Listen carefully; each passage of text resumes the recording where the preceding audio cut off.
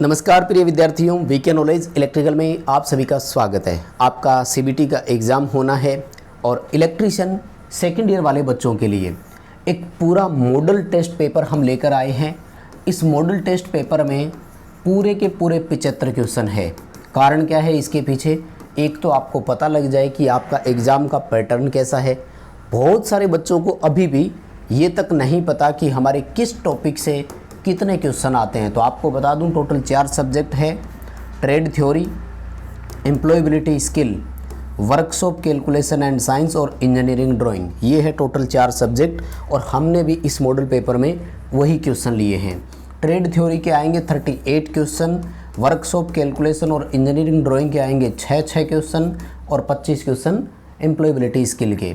2 number का एक question, यानी पूरा 150 क्वेश्चनों का मॉडल पेपर है। ये पूरा देखिएगा।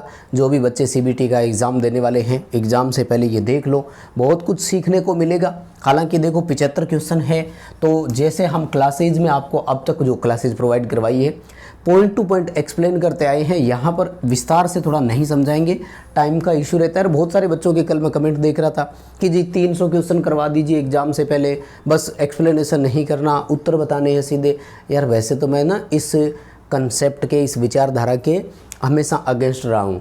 आपको जब तक किसी चीज़ के बारे में डिटेल से नहीं पता होगा ना भाई, आप उत्तर नहीं कर पाएंगे। एक दिन याद रहेगा, दूसरे दिन फिर भूल जाएंगे। इसलिए जितनी भी आपको अब से पहले क्लासेस दिए ना, वो सारी टॉपिक टू टॉपिक है और पूरे विस्तार से बताइए। तो चैनल पर प्ले लिस्ट बनी हुई है ITI एग्ज़ाम 2024 नाम से, उसको जा कर के एक बार ज़रूर देखना और अच्छे से वो है जो कवर कर लेना सारे, ठीक है ना।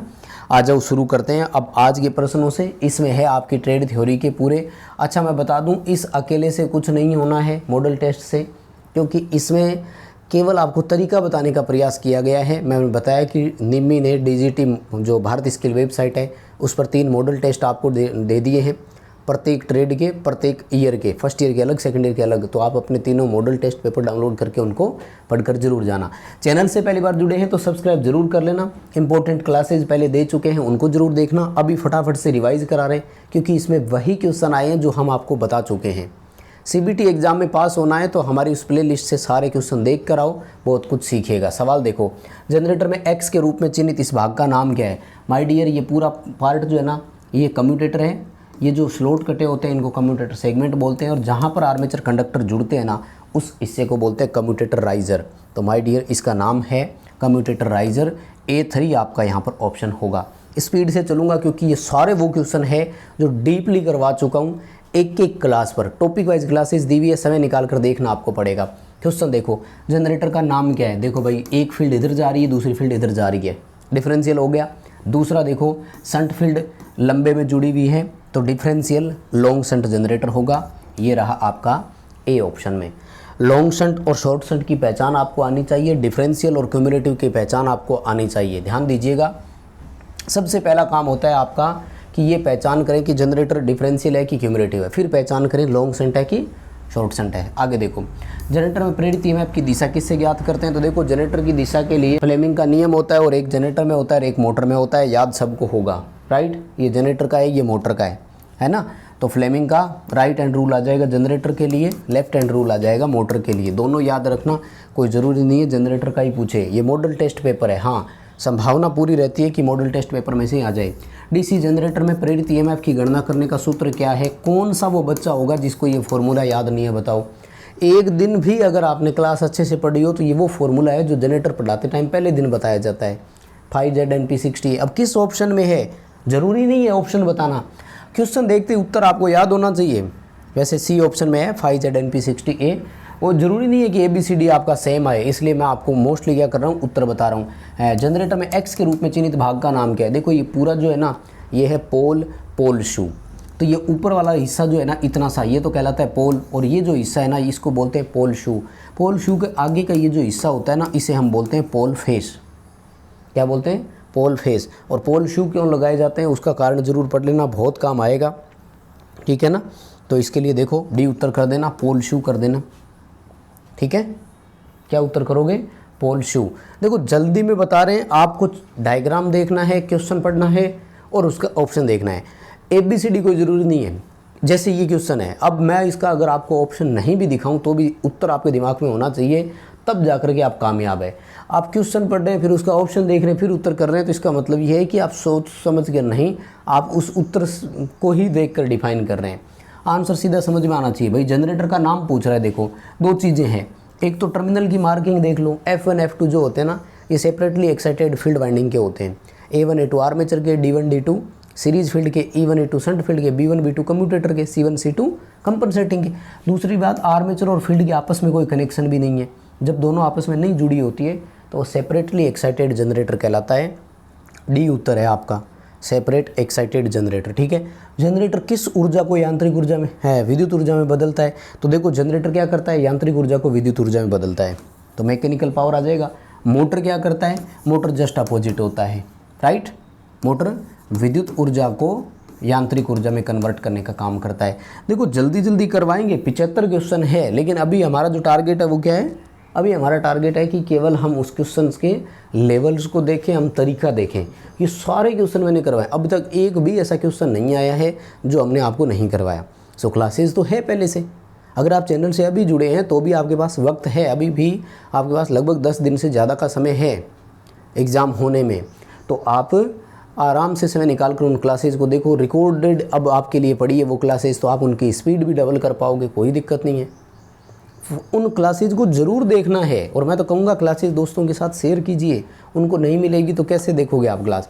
डायग्राम देखो, डीसी जनरेटर की इस फील्ड का नाम क्या है। अब प्रॉब्लम क्या है, देखो ये सीरीज फील्ड है, ये शंट फील्ड है, पता कैसे लगा, मोटे तार कम टर्न की, पतले तार अधिक टर्न की। दूसरा पॉइंट, दोनों फील्ड आपस में जुड़ी भी नहीं है। अगर आपस में नहीं जुड़ी हुई है तो ये जो है आपका क्यूमुलेटिव होगा कि डिफरेंशियल होगा, ये तो आपका पॉइंट आ जाएगा। आपका लॉन्ग शंट है कि शॉर्ट शंट है, ये अभी पता नहीं लगेगा। दोनों फील्ड नहीं जुड़ी हुई, इसलिए लॉन्ग शंट शॉर्ट शंट का अभी पता नहीं लगेगा, केवल डिफरेंस या क्यूमुलेटिव का पता लगेगा। तो देखो सीरीज फील्ड के फ्लक्स की डायरेक्शन भी इधर है और शंट फील्ड की डायरेक्शन भी इधर है, दोनों की डायरेक्शन सेम है, इसका मतलब जनरेटर है तो क्यूमुलेटिव। कौन सा है, क्यूमुलेटिव है। Long shunt short shunt option के साथ नहीं जाएंगे क्योंकि शंट फील्ड वाइंडिंग के अभी कनेक्शन हुए ही नहीं, वो खुली पड़ी है। तो ये रहा क्यूमुलेटिव कंपाउंड, ठीक है, यानी इससे बनेगा क्यूमुलेटिव कंपाउंड। अब लॉन्ग शंट बनेगा कि शॉर्ट शंट बनेगा, वो डिपेंड करेगा कि उसमें जो हम फील्ड वाइंडिंग को आर्मेचर के साथ कैसे जोड़ते हैं, शंट वाली को कैसे जोड़ते हैं। डीसी जनरेटर का काम करने का सिद्धांत क्या है, देखो डीसी जनरेटर के काम करने का सिद्धांत बड़ा सिंपल है, फैराडे के विद्युत चुम्बकीय प्रेरण सिद्धांत पर काम करता है। वैसे डीसी जनरेटर का क्या, एसी जनरेटर भी इसी सिद्धांत पर काम करता है। जनरेटर कोई भी हो, सबके सिद्धांत एक ही होते हैं, है ना। स्पीड से चल रहे हैं, डीपली चीज़ों को समझना है, कंसेप्ट के साथ समझना है, तो क्लास बनी हुई है पहले से, टाइम निकाल कर उनको ज़रूर देखना। अभी हमारा टारगेट है कि हम कंसेप्ट देखें, हम क्वेश्चंस का पैटर्न समझे, सिलेबस समझे कि कैसे कैसे क्वेश्चन आने हैं, राइट। इस वीडियो को अभी तक आपने लाइक नहीं किया है, प्लीज़ लाइक वाला बटन समय निकाल कर दबा दीजिए। साथ ही इस वीडियो के डिस्क्रिप्शन में लिंक है, हमारा ऐप डाउनलोड कीजिए, आपके ITI के फ्री टेस्ट वहाँ पर अवेलेबल है, आप उनको अटेंड कर सकेंगे।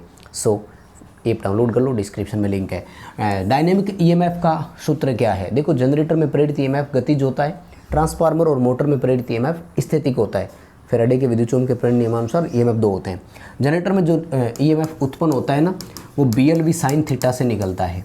B का मतलब है फ्लक्स घनत्व टेस्ला या वेबर प्रति वर्ग मीटर में, L का मतलब है लेंथ ऑफ द कंडक्टर, चालक की लंबाई कितनी है, V का मतलब यहाँ पर वोल्टेज नहीं है, वेलोसिटी है, वेलोसिटी का मतलब है वेग, चालक किस वेग से घूम रहा था, क्योंकि प्रेरित EMF फ्लक्स परिवर्तन की दर के समानुपाती होता है, और साइन थीटा है चालक और चुंबकीय बल रेखाओं के बीच एंगल कितना है। अगर वो 90 डिग्री पर काटेंगे तो प्रेरित EMF क्या होगा, प्रेरित EMF क्या होगा, मैक्सिमम। लेकिन अगर वो 0 पर काटेंगे तो क्या होगा, ठीक है ना। तो ये आपको पूरा ध्यान रखना है, ठीक है ना। अगला सवाल देखो, चुंबकीय क्षेत्र की दिशा ज्ञात करने के लिए किस नियम का उपयोग करते हैं। अब देखो ये थोड़ा सा कन्फ्यूजन वाला क्वेश्चन है, आपको डीपली जाना नहीं है। इसने ये नहीं बताया कि चुंबकीय क्षेत्र क्या ज्ञात करें, सीधे धारावाहिक चुंबकीय क्षेत्र का करना है, कॉइल का ज्ञात करना है, सोलेनॉइड का ज्ञात करना है, कि आर्मेचर चालकों का करना है। सबके अलग अलग नियम है। तो यहाँ पर इसने राइट हैंड पाम रूल दिए, दाएं हाथ की हथेली का नियम। जो पाम रूल हथेली का नियम है ना, इसको हेलिक्स का नियम बोलते हैं, और हेलिक्स वाला नियम है ना सोलेनॉइड कॉइल पर लगता है। वैसे तो कोई बात नहीं, अभी आप क्वेश्चन का आंसर सुन लो। आपके अगर पेपर में ये क्वेश्चन आए तो आपको राइट हैंड पाम रूल मतलब हथेली का नियम करके आना है, यानी हेलिक्स वाला नियम करना है। जनरेटर के इस भाग का नाम क्या है, देखो जनरेटर का पार्ट आपको दिखाया गया, बड़ा सिंपल है। बाहर वाला भाग है, हम इसे बॉडी बोलते हैं, योक बोल दो, फ्रेम बोल दो, एक ही बात है।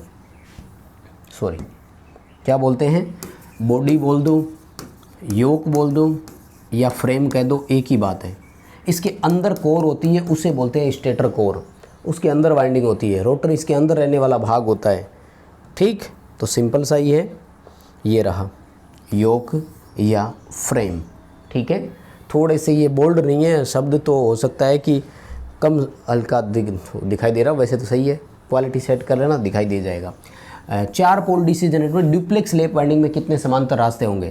देखो, अगर लेप वाइंडिंग हो तो पोल इंटू प्लेक्स किया करो, और अगर वेव वाइंडिंग हो तो 2 इंटू प्लेक्स किया करो, बस और कुछ नहीं है, इतना सा ही है। बताओ याद रहेगा कि नहीं? अब यहाँ पर देखो उसने कितने बताए, 4 पोल है और ड्यूप्लेक्स है, तो समांतर रास्ते कितने होंगे? 8। समांतर रास्ते कितने होंगे? 8। अगर ये वेव वाइंडिंग होती ना तो 2 इंटू 2 रास्ते कितने होते? 4। बस इतना सा सिंपल सा आपको कंसेप्ट याद रखना है। हाँ, लेप वेव में प्लेक्स का ज़रूर नाम साथ में देखना। अगर क्लियरली आपको सिंप्लेक्स मतलब ड्यूप्लेक्स मल्टीप्लेक्स ना लिखे तो सिंप्लेक्स मानना है। सवाल, डीसी जनरेटर में इस भाग का नाम बताइए। दरअसल ये पोल आर्मेचर कोर है, और वैसे तो 2 अलग अलग स्लॉट में होती है, मैं आपको पूरा ही बता देता हूँ। आर्मेचर कोर है, ये स्लॉट कटे हुए हैं, यहाँ पर अपन वाइंडिंग डालते हैं जिसको लेप या वेव बोलते हैं। ये जो आप गोल गोल छोटे से देख रहे हैं इनको एयर डक्ट बोलते हैं, वेंटिलेशन या कूलिंग के काम आते हैं। ये एक ऐसे उभरा हुआ भाग आप देख रहे हैं, इसको बोलते हैं की वे, जो कि स्लॉट में की फिक्स करने के काम आती है, जिससे कि ये कोर में जो है वो साथ में स्लिप नहीं होती है, साथ में नहीं घूमती है। तो अभी तो हमें आर्मेचर कोर लेमिनेशन या आर्मेचर कोर इस ऑप्शन के साथ जाना है। बाकी एयर डक्ट का भी क्वेश्चन पूछा जा सकता है, उसको भी ध्यान देना है।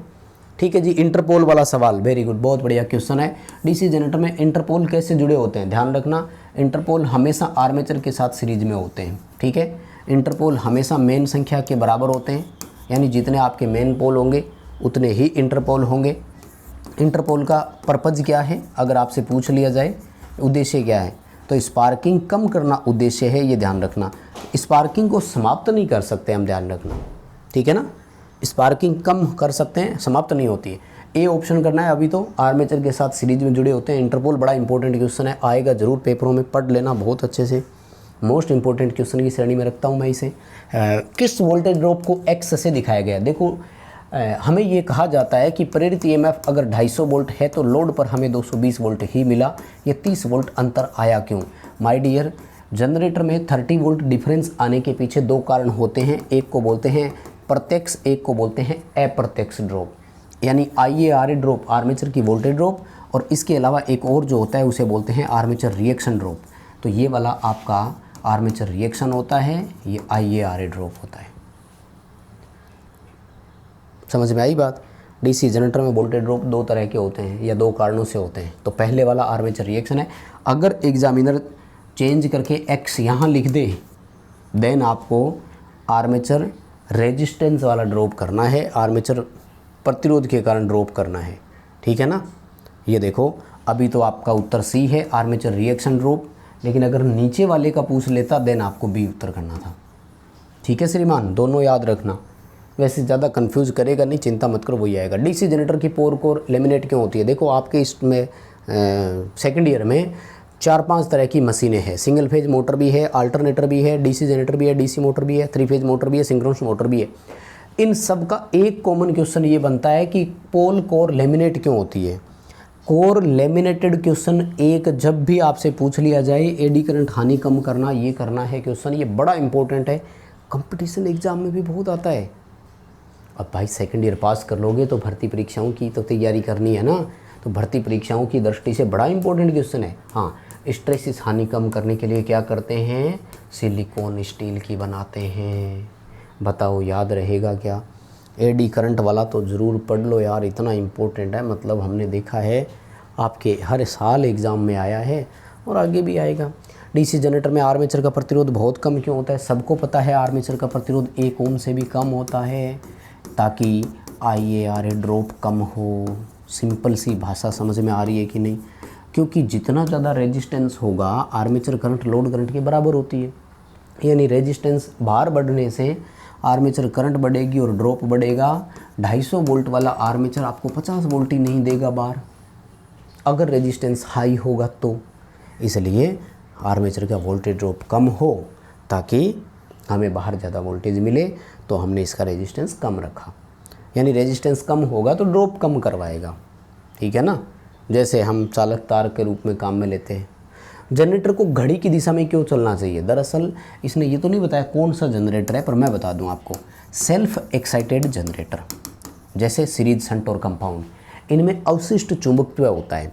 प्रेरित ईएमएफ जो आर्मेचर में पहली बार वोल्टेज बनती है, वो रेजिडुअल मैग्नेटिज्म के कारण बनती है, वो वोल्टेज ऐसी होनी चाहिए कि अवशिष्ट चुंबकत्व को और बढ़ाएं, ना कि उसका विरोध करे। अगर वो उल्टा घूमेगा तो अवशिष्ट चुंबकत्व को समाप्त कर देगा और जनरेटर जो 2-4 वोल्ट बना रहा था ना, वो जीरो हो जाएगी। तो अवशिष्ट चुंबकत्व को वो समाप्त ना कर दें, अवशिष्ट चुंबकत्व की रक्षा करें, अवशिष्ट चुंबकत्व को बनाए रखें, इसलिए उसके घूमने की दिशा बड़ी महत्वपूर्ण होती है। सवाल अगला, डीसी जनरेटर में घुमावदार क्षतिपूर्ति वाइंडिंग क्यों की जाती है? इंग्लिश में बोलते हैं कंपनसेटिंग वाइंडिंग। कंपनसेट को हिंदी में भरपाई या क्षतिपूर्ति वाइंडिंग बोलते हैं।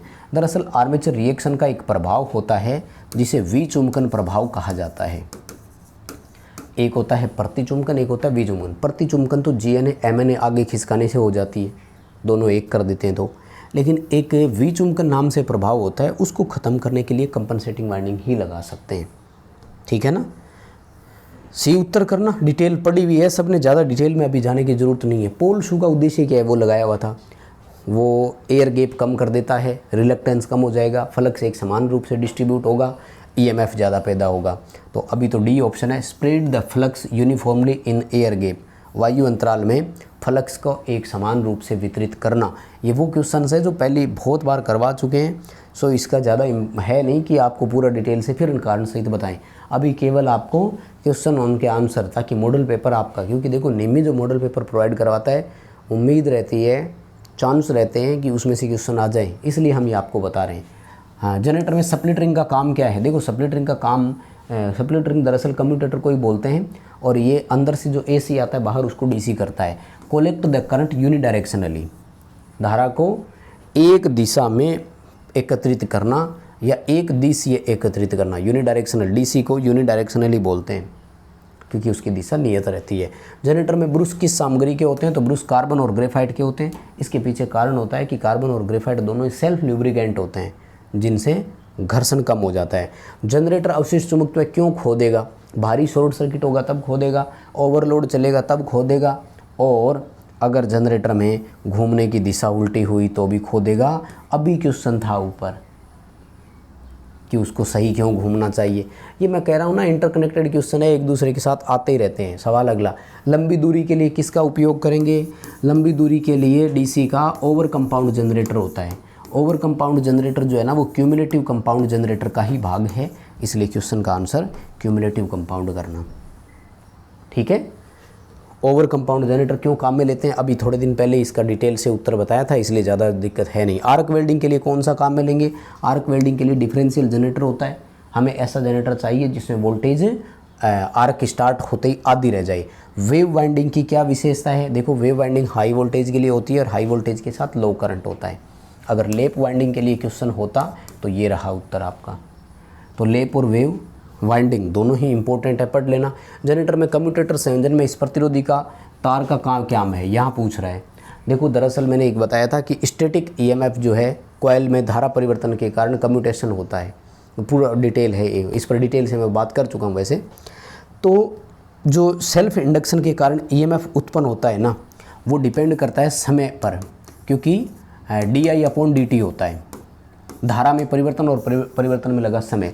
अगर धारा में परिवर्तनों का समय बढ़ेगा तो सेल्फ इंड्यूस ईएमएफ जो है वो कम होगा और स्पार्किंग कम हो जाएगी, यानी वो स्पार्किंग कम करने का काम करता है। लेकिन वो करता क्या है उसके लिए? तो वो धारा की दिशा को पलटने में क्या करता है? समय ज़्यादा लगवाता है। करंट की डायरेक्शन को तीव्रता से नहीं बदलवाएगा, समय ज़्यादा लगेगा तो स्पार्किंग कम होगी। वैसे तो स्पार्किंग कम करना उद्देश्य है उसका, पर तरीके से बताएं। ठोस पोल शू उद्देश्य क्या है? देखो पोल की जो कोर होती है ना वो लेमिनेटेड होती है, लेकिन पोल शू जो होते हैं ना वो ठोस होते हैं। अब जितनी ज़्यादा कोई चीज़ ठोस होगी ना, फ्लक्स उसका उतना ही मजबूत होगा और लीकेज जो रिलक्टेंस है उतना ही उसका कम होगा। चुंबकीय पथ का रिलक्टेंस कम करना इसका उद्देश्य होता है। डी ऑप्शन के साथ जाएंगे। अच्छा वैसे A1 A2 A4 दिया हुआ है, ABCD नहीं है, कोई बात नहीं, याद रह जाएगा। क्या पूछ रहा है, बड़ी क्षमता के जनरेटर की योग किसकी होती है? स्टील की होती है, कास्ट स्टील या डलवा स्टील बोल देना हिंदी में। छोटी अगर जनरेटर पूछ लेता तो कास्ट आयरन कर दे, यहाँ इसने बड़ा लिखा है। जनरेटर में किस प्रकार का प्रेरित EMF है? देखो जनरेटर कोई भी हो, AC पैदा होता है, हमेशा ध्यान रखना, DC हो या AC।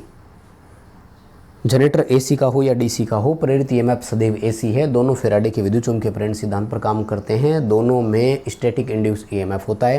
क्वेश्चन आ गया, देखो X के रूप में चिन्हित स्लॉट का उद्देश्य क्या है? तो इसको की वे बोलते हैं और इसका काम भी होता है की को फिक्स रखना, ताकि कोर जो है वो इसमें फंस करके ख़राब ना हो जाए। ये रहा A option, to fix the key way.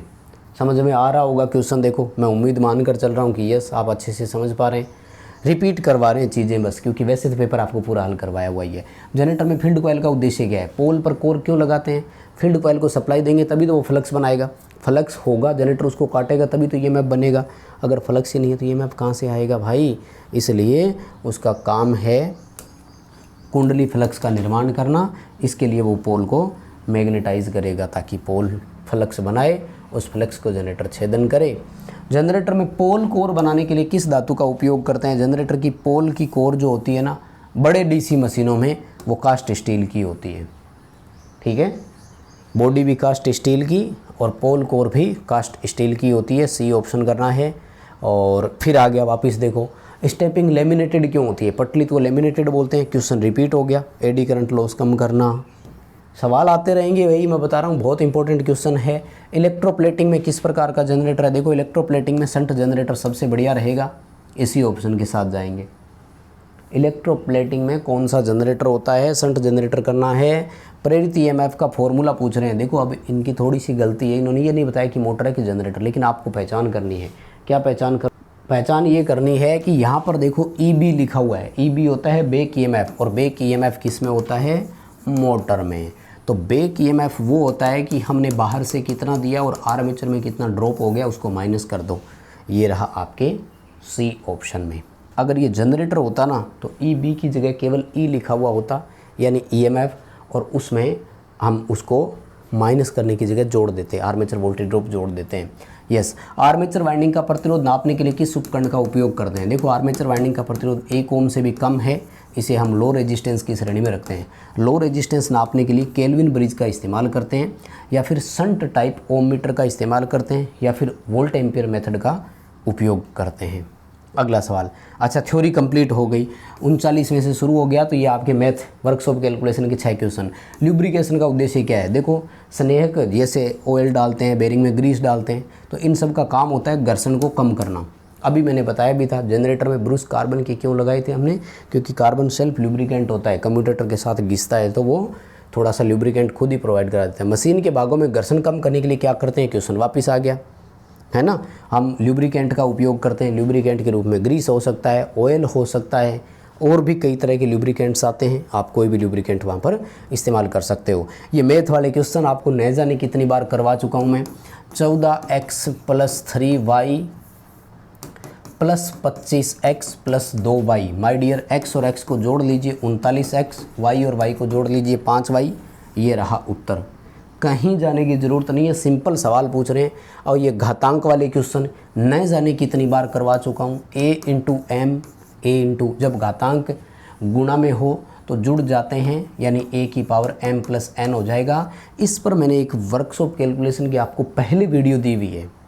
My dear दोनों हाथ जोड़ के रिक्वेस्ट कर रहा हूँ, टाइम निकाल करके वो वीडियो ज़रूर देख लेना, ज़िंदगी सुधर जाएगी। वर्कशॉप कैलकुलेशन के 6 के 6 क्वेश्चन बताए हैं, उसी टॉपिक में से आ रहे हैं वो क्वेश्चन, तो कहीं आपको जाने की ज़रूरत नहीं है, एक एक करके सारी पढ़ना है। देखो उल्टा पूछ रहा है, अब क्या कह रहे हैं?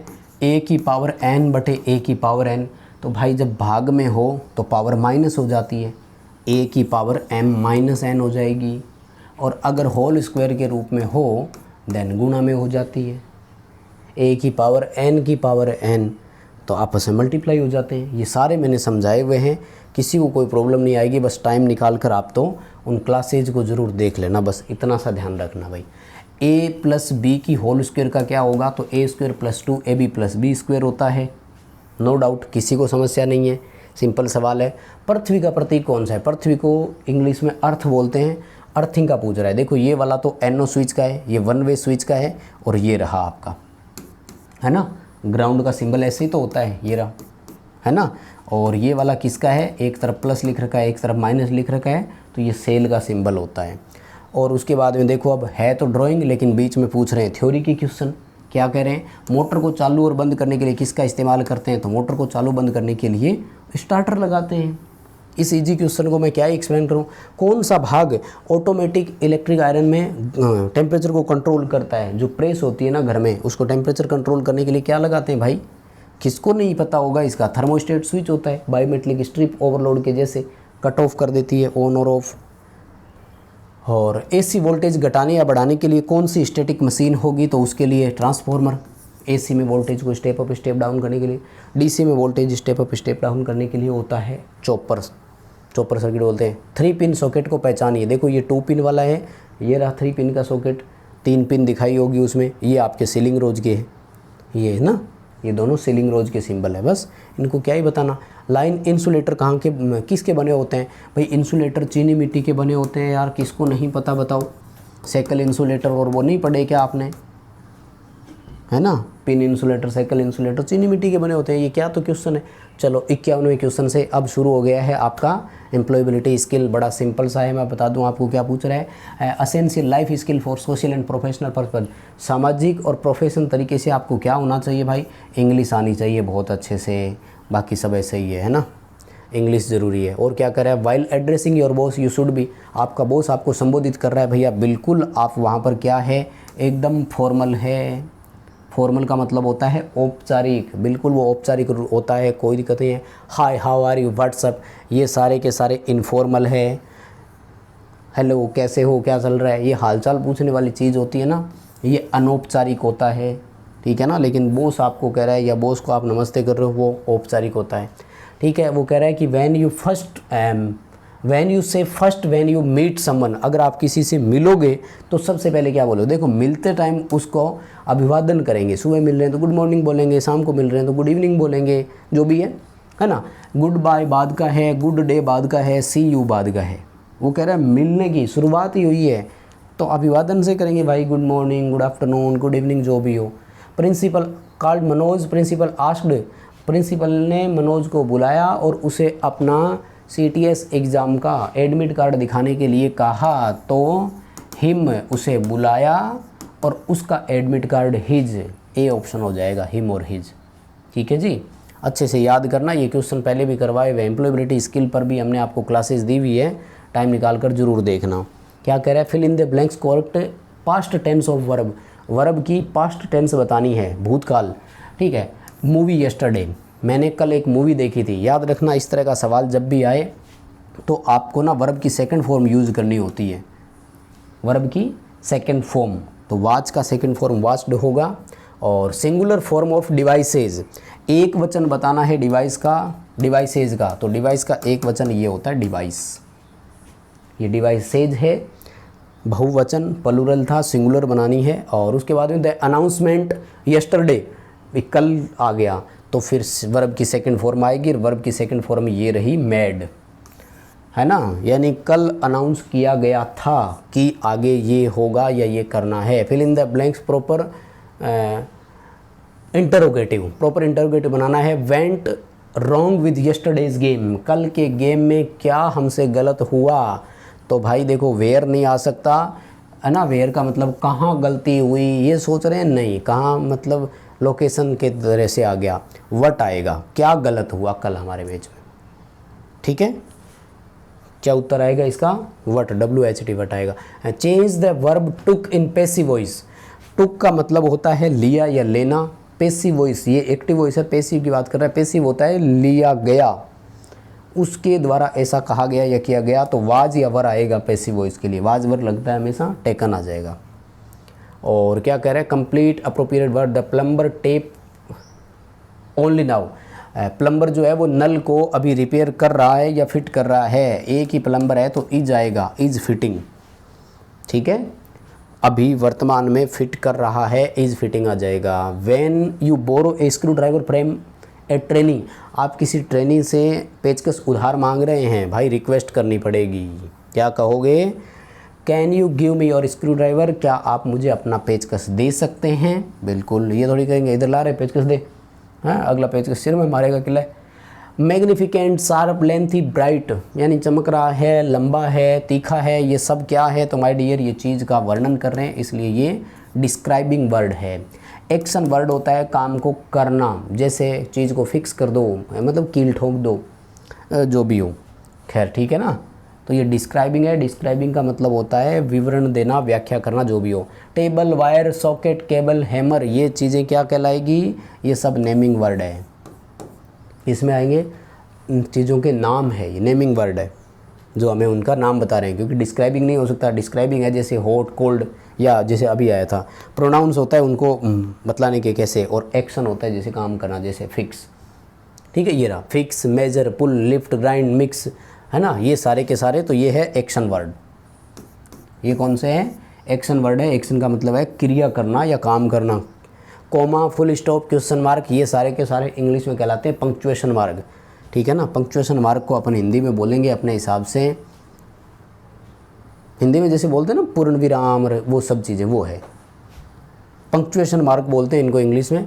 और when you start discussion on A topic what do you से, आप स्टार्ट कर रहे हैं, है ना, डिस्कशन, तो यही आएगा लेट मी से, है ना, मुझे बोलने दीजिए या मुझे कहने दीजिए। आप खुद स्टार्ट कर रहे हैं। What do you say when you politely disagree, विनम्र रूप से किसी से असहमत है, क्या बोलेंगे? I am afraid I have to disagree, मुझे माफ़ करें मैं इससे असहमत हूँ। You are requested to complete the given assignment by Monday, this is an example of, भाई आपको कहा गया है कि आपको सोमवार तक ये असाइनमेंट कंप्लीट करनी है, तो ये फॉर्मल कम्युनिकेशन है, बिल्कुल औपचारिक तरीका है। भाई मैंने आपको कह दिया कि ये लो एक क्वेश्चन पेपर, इसको सोमवार तक पूरा करके जमा कराना है, तो ये एक लीगल है, मतलब एक फॉर्मल तरीका ही होगा। Gesture, facial expression, eye contact, ये सारे के सारे नॉन वर्बल कम्युनिकेशन है। ठीक है ना, जैसे इशारों से किसी को चीज़ें साथ में समझा रहे हैं, नॉन वर्बल कहलाता है, बिना बोले समझाते हैं। ठीक है, जैसे इमोजी हो गया, वो भी नॉन वर्बल में ही आएगा। और complete the sentence with suitable describing words, the area as the houses it in cost lot of money, वो कह रहे हैं कि एरिया क्या है, मतलब घर खरीदने के लिए बहुत पैसे आपको लगाने पड़ेंगे, तो भैया एरिया एक्सपेंसिव है, खर्चीला एरिया है, खर्चीले एरिया में घर खरीदना है तो पैसे लगाने ही पड़ेंगे। The roads in my towns are in condition, मेरे कस्बे में सड़कें सुरक्षित स्थिति में है, गुड कंडीशन में है। सड़क की स्थिति बतानी है, ब्यूटीफुल नहीं, सुंदर सड़क नहीं है। ठीक है जी, है ना, सॉरी सेफ नहीं, गुड कंडीशन आएगा, सॉरी सुरक्षित सड़कें नहीं है, ए आएगा, सॉरी गुड कंडीशन में है। सड़क की स्थिति बतानी है, गुड कंडीशन में है सड़क, मतलब टूटी फूटी नहीं है, ए आएगा, sorry 72 number question good condition है। कोई बात नहीं, आंसर की नीचे दी हुई है तो आप एक बार चेक और कर लेना। जो भी हो, तीनों मॉडल पेपर मैंने आपको हल करवा दिए हैं। और क्या करें, there is a garden with lovely flower, सुंदर सुंदर फूलों के साथ बगीचा है, तो बगीचा भाई ब्यूटीफुल होगा, सुंदर बगीचा है। ठीक है, उसकी सुंदरता की व्याख्या करनी है। There is a playground near our house, मेरे घर के पास बहुत बड़ा ग्राउंड है, खेल का मैदान है। ठीक है जी, ग्राउंड सुंदर नहीं हो सकता, है ना, ये नहीं बोलना कि ग्राउंड सुंदर है। और there are apartments in my neighbours, मेरे पड़ोस में बहुत सारे अपार्टमेंट्स है, स्पेसियस, वेरियस, कुछ भी लिख देना, आ जाएगा। बस जी श्रीमान, इतने ही थे। ये था आपका एक मॉडल पेपर या एक सैम्पल पेपर। उम्मीद कर रहा हूँ कि बहुत अच्छे से चीज़ें क्लियर हुई होगी। 75 क्वेश्चन है, देखो जल्दी जल्दी तो रिपीटेशन ही है एक तरह से। बस बाकी जो रेगुलर क्लासेज आपकी चल रही है वो होती रहेगी। लाइक ज़रूर कर देना, चैनल सब्सक्राइब आप भी करो। और कौन कौन है जिसने वीडियो पूरा देखा है ये ज़रूर बताइएगा प्लीज़ कमेंट करके। बहुत धन्यवाद।